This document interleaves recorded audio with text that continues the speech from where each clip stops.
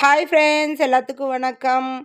இன்றைக்கி வந்து ஒரு சைட் டிஷ்ஷாக வந்து ஒரு டிஃப்ரெண்ட்டான ஒரு ஆம்லேட் பண்ணலாம். பொரியலே பண்ணிகிட்ருக்கோமே, டிஃப்ரெண்ட்டாக ஒன்று பண்ணலாம். வெஜிடபிள்ஸும் சாப்பிட்ணும், டெய்லி ஒரு பொரியல் சாப்பிட்ணும். அதை இதில் சரி ஓகே இந்த மாதிரி ட்ரை பண்ணலாமேன்னு சொல்லிட்டு கொஞ்சம் ஒரு பேன் வச்சு ஆயில் ஊற்றி பெரிய வெங்காயமும் கேப்சிகமும் பொடியாக ஒரே ஈவனாக வெட்டி நல்லா வணக்கிக்கலாம்.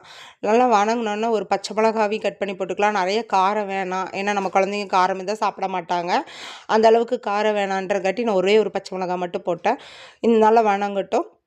நல்லா கொஞ்சம் உப்பு போட்டோம்னா இன்னும் கொஞ்சம் நல்லா வணங்கிடும் ஸ்பீடாக. அதனால் உப்பை போட்டு நல்லா வணக்கி விட்டுட்டு கொஞ்சம் இது பண்ணிக்கலாம். அதுக்குள்ளே ப்ரக்கோலியை வந்து கொஞ்சம் ஹாட் வாட்டரில் வந்து கட் பண்ணி போட்டு அதுக்கப்புறம் எடுத்து நம்ம நல்லா பொடியாக கட் பண்ணி வச்சுக்கலாம்.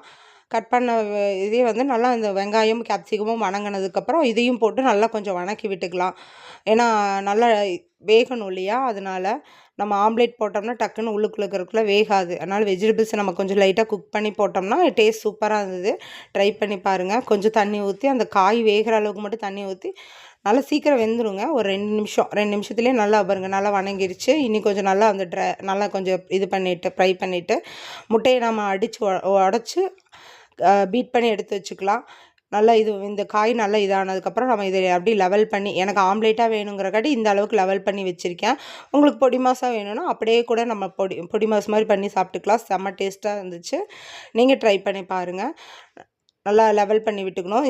இந்த மாதிரி இப்போ போட்டு நான் கலக்கிற மாதிரி ஆம்லேட் மாதிரி வேணும்னா இந்த டைமில் வந்து ஸ்டவ்வை கொஞ்சம் ஸ்லோ பண்ணி வச்சுக்கலாம். ஸ்லோ பண்ணி நம்ம எல்லாம் நல்லா லெவல் பண்ணதுக்கப்புறம் ஃபாஸ்ட்டு வச்சு நல்லா வேக வச்சுக்கலாம். ஏன்னா கொஞ்சம் நல்லா வேகணும். ஏன்னா இப்படி போட்டோம்னா கொஞ்சம் திக்னஸாக இருக்கும். லைட்டாக ஆயில் ஊற்றிக்கலாம்.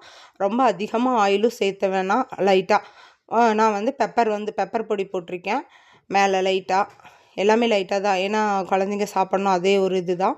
நல்லா வெந்ததுக்கப்புறம் நம்ம இப்படி திருப்பி போட்டுக்கலாம். கரண்டி வச்சு எடுத்தோம்னா ஆம்லேட் உடையறக்கு வாய்ப்பு இருக்குது. இந்த மாதிரி பண்ணிட்டோம்னா நம்ம உடையாமல் எடுத்து திருப்பிக்கலாம்.